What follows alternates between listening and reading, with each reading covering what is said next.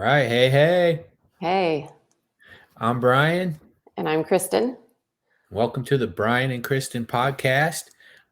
We got it set up today so you can see us both at the same time on our screen Both lovely and swinehearts at one time. I mean, double swine. double swine time.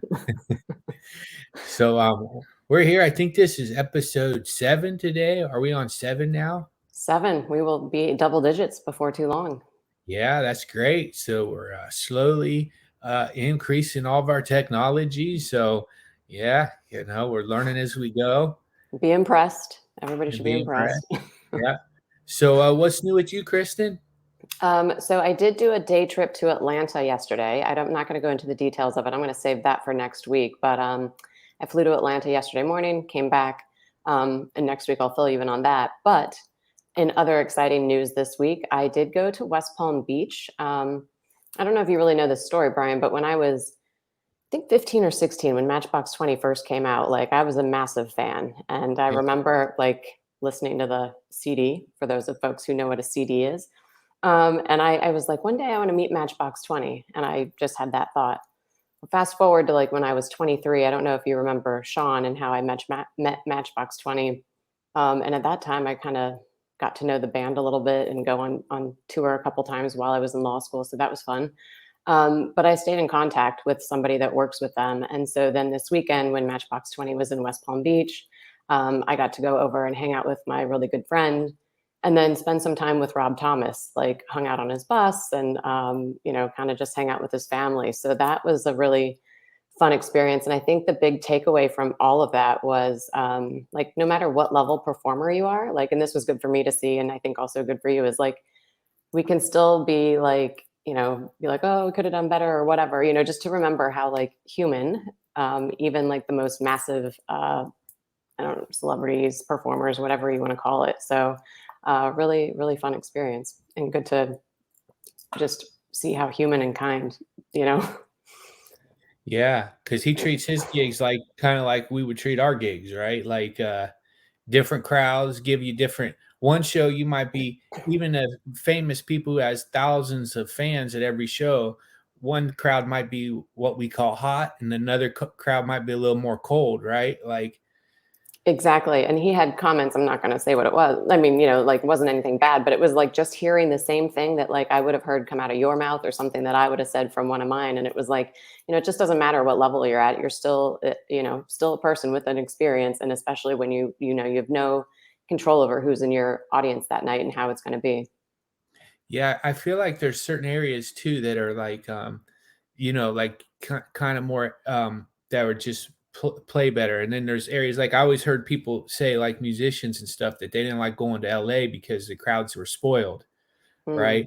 Where they're used to seeing famous people. So it's not that big of a deal. Where out here, I'm sure when people come out to play the country concert in Fort Laramie, Ohio, they're probably ecstatic because the people here don't get to do much. They're not often get to see live stuff, that they're probably like super stoked that cool people are coming to through their town, or some of them are cool, some of them are, but but I think the bands out here probably, I'm just guessing that they would love coming out here where the people are super appreciative. I even see that sometimes with sometimes I use sales as a barometer, like the mm. merchandise sales. And it's interesting how certain areas, they might not even have as much money as other areas, but they will buy stuff because they want to be a part of, and they don't often, they almost do it just as an appreciation that you came to their area. Right. Yeah. And LA is kind of that impress me. Like I've seen all like somebody impress me. I've seen it Yeah. all. Yeah, you're not Paul McCartney, like you're not, because we always used to joke, the comics would like, God, man, it's hard. It's like you walk up there and they're looking at you like, yeah, you're not Dave Chappelle. Yeah. No wonder things go better for you in Ohio. Yeah, exactly. So that's great. I was actually in Atlanta on, what day was that? Saturday. So I must have just Yeah. missed it because I Yeah. had a gig out there that was a lot of fun. and I got hired to do a private birthday event for an optometrist, and I wrote a bunch of jokes about optometrists, and who would have known? But it was awesome.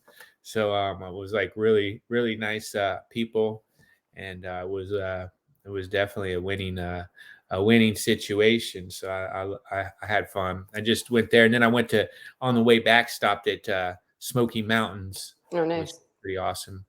And I then still have that magnet, Dad, that I got with Dad, and when we were there when a kid, it's like a bear, and it says Kristen.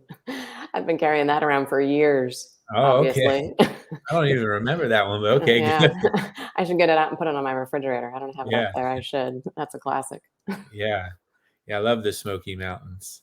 So, well, yeah. So last week we had a great question, which was the pigs fly, and Mom actually saw our episode and she liked it, but she's debating with me about when Santa Claus gave me 4 stars or 5 stars. Now, I think I remember that, but she seems to not think it's. I don't know. So. Yeah, she called me too and said, "I listened to that, and that's not true." So I don't know. I don't know. Family Feud over the 5 stars. So you think we got him? She said not true, and I don't have any recollection whatsoever. So I don't know how it just like make that. I think it's true. I think she's. I don't know, but that's definitely becoming a family feud. But this week I want to answer the question that a lot of people have asked me personally, or when they're out and about, is why I stopped following anybody on Instagram. Right, because that was the thing. Because I used to be very active on Instagram, and I would follow people and like everybody's videos and try to be very courteous. And then I stopped and I got rid of everybody except my beloved friend Ishmael, who passed away, who also made a documentary on me called "I Cleaned My Room." And so he's the only one that I follow because I want people to go. Because I know if there's only one person on your page, they're going to go to his page, right? Who's the one person he follows? And then and then sometimes people when you're at the shows or whatever want you to follow and follow back. And the reason why I stopped Instagram following people is I hate Mark Zuckerberg, and the word is out that I will take Mark Zuckerberg on in an octagon match. Elon Musk was supposed to take Mark Zuckerberg on an octagon match, but Elon Musk backed out because his mom doesn't want him to do it. What a wimp. If I had the opportunity to take Mark Zuckerberg on the octagon, our mom would be for it. And she hates Mark Zuckerberg. she'd be like screaming like she did in that state tournament. All you can hear Mom was like yelling, "Oh, Brian!" Yeah. Kid, don't let him get you. Don't let him get you. Don't let him get you. I don't know if that's words of encouragement, Mom. Don't let him get you. Okay. It's supposed to be. Don't let him get you. so so but in 20 so one of the things that happened though actually was in 2020 when everything was going crazy. There was a great meme of the British soldiers in 1776 telling the Americans put on your mask, and the colonialists, the Americans, said kiss my ass. Great meme.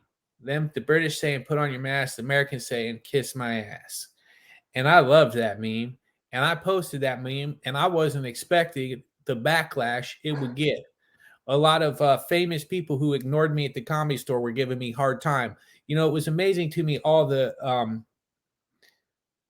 I'm just going to say it as it is. Rat bastard comedians who sold out, and this is why I left LA because I don't want to deal with them anymore. You know, we made our money talking with our mouths, and now they were bowing down to their masters to put on their masks. And Mom told me not to get political, but here we go. I know. I was like, I think this is violating the "don't get political" rule from Mom, but Well, it's not really okay. It's true. It's what happened. So and so that caused this whole thing, and a lot of, and I was really getting into it, and it was just a meme. But you know what? I think they were getting upset about it because they knew what they were doing to tell everybody else how to live their lives was wrong, and it was just like the British. It was a way to force their will on other people, and this caused a great big thing, right? And then one day I'm on Instagram, and I'm arguing with somebody. I don't even know who it was. Some person I don't even think I knew, and we're going back and forth, just back at it. And I was still in California at the time, and I was taking a walk up the little area I live in, and then mom calls, and I'm furious. I'm ticked off. And I tell her, I'm fighting with this guy on Instagram, man. I just hope I can run into him in real life and shoot the double leg takedown with my followed by my trip and take him out. And Good thing you went to wrestling. yeah. And then mom said to me, "Well, I thought you told me you're a writer." I said, "Well, I am a writer." "Well, sounds like you're some guy who gets on Instagram and fights all day." Okay, touche, mom. All right, you win that one. so so then I was just constantly kind of fighting with people, getting angry, right? And then in in 2021, I say, you know what? Forget it. There's no shows going on. The world's going down. My opinion, although I'm correct in my opinion, is not very popular because other people ain't gonna, looking back. And now, even right now, you can look back at all the posts I said, all this stuff, all these. I was right. You know what I mean? The bad guys were wrong. I was right. And No comment. I am just here as an observer, no folks. comment. Here goes Just observing. here goes our Observing a Brian ratings. Swinehart rant. Here goes our ratings. Yeah, exactly. Hey, Popular but opinion, definitely down. but so 2021 best decision ever. I went on for social media. My life got better. I'm gonna be honest. I didn't know what anybody was doing. No pictures of food. Didn't know anybody's points of view. Didn't know anything going on with anybody or anything was better. Only people that I talked to were the people who call you on the phone, and that's a real indicator because not very many people will call you on the phone. You only have a couple real friends, right? I only have like three friends that I talk to on a regular basis on the phone, which goes to show, like all, Yeah. And I want to jump in on that if that's okay. Because, yeah, I had that, and this goes back to the whole, of course, it's always funny how these things go back to the Rob Thomas story, like, so I feel the same way because I reached out to a friend that I needed something for, and I don't like asking for help. I hate asking for help, and then the one time that I needed something, I reached out to somebody and it like nothing, right? Like the result was so shocking to me that I was like, all right, people are your friends until you actually need something, and then they're not. And so this friend that I went to visit in West Palm, like he happened to call me and that same thing that I needed, like, and he was like, "Oh, you need help with something?" Like, absolutely, right? And this is a friend that I've had for the last 20 years that really showed up. And I think that that's the key piece here is like you can have all these friends and social media people and whatever, but at the end of the day, when you really need something, who's going to pick up your phone call or who's going to follow through to help you out? And I think that that is huge, and social media is not always that, right? So it's like I totally agree with that. And like who's going to call you if you're not on social media? Do they care enough? You know? yeah, yeah, that's true. I mean, you got all these so-called friends and followers and all this stuff. No, you don't. You really have a couple. And now I will say that on my social media though, there are a few people who are legit. Like a couple of people.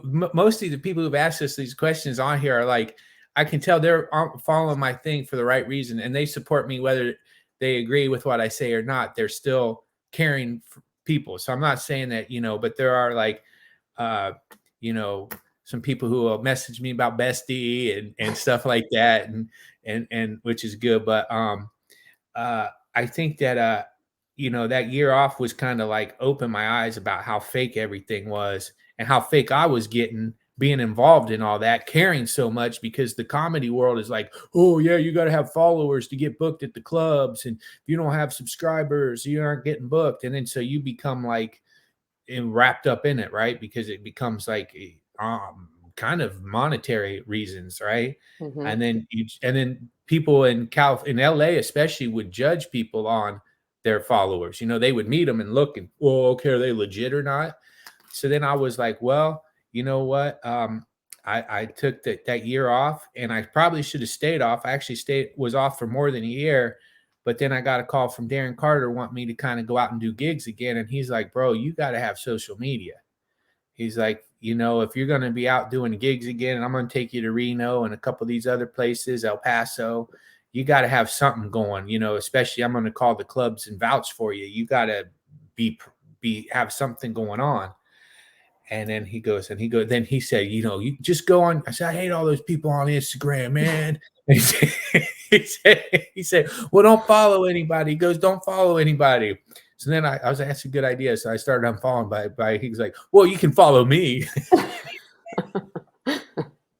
That's funny. I wonder what like Richard Pryor or George Carlin, if they were alive like in this day and age, would think of social media for their comedy following. Well, I'm sure that they they would probably have it up because they would have so many clips. I guess they would think it was. I mean, I always think about that too. I guess they would probably think it's stupid, but kind of have it because you look at like the big comics now, they still kind of have it because it's almost like their own TV station, but I'm sure they would be against it. I was so curious to see. I was really, I would really have been curious to what George Carlin would have said about everything because, he had all those jokes about how people were over cautious about germs and how, he had a whole, 7-minute bit on just the stupidity of people and germs. And when he was a kid, he just swam in the river or whatever with all the germs, and now people are all afraid. So I tend to think that you know, I think they would think it was dumb, but then I think they would be in a spot where, because you see their bits are already always getting shared now, even though they're Mhm. dead, especially George Carlin. I mean, what he said back in his time is more accurate today than it even was then, his Yeah. philosophies.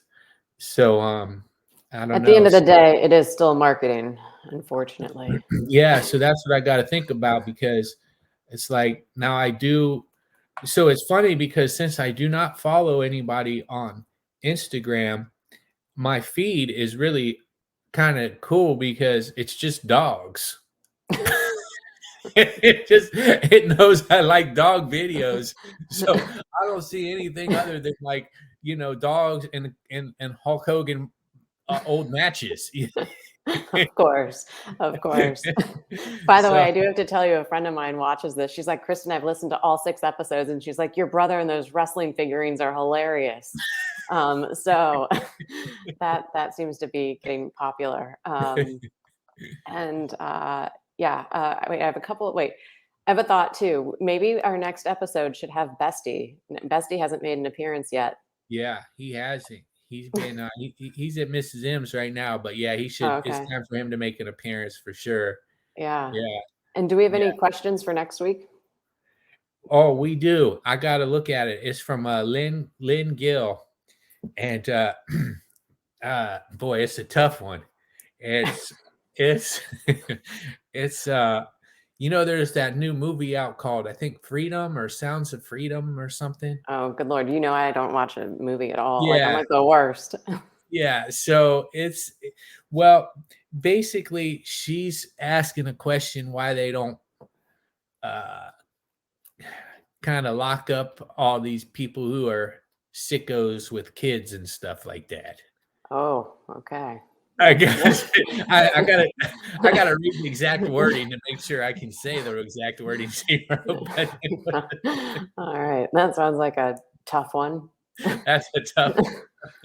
I mean, not, I mean, I would agree, right? But I mean, that sounds like we could be going into something heavy here. But all right, we said all Yeah, questions, any and all yeah, questions.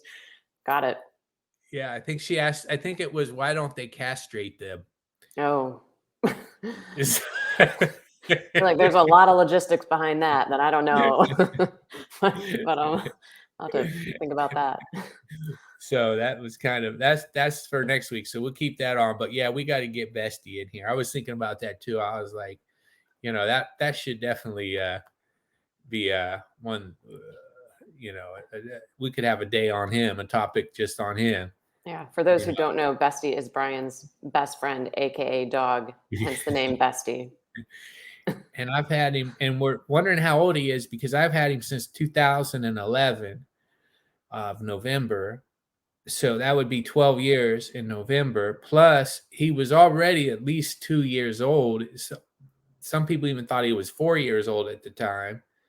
So he's the minimum of 11 at least, but he was for certain over a year because he was no puppy when I got him.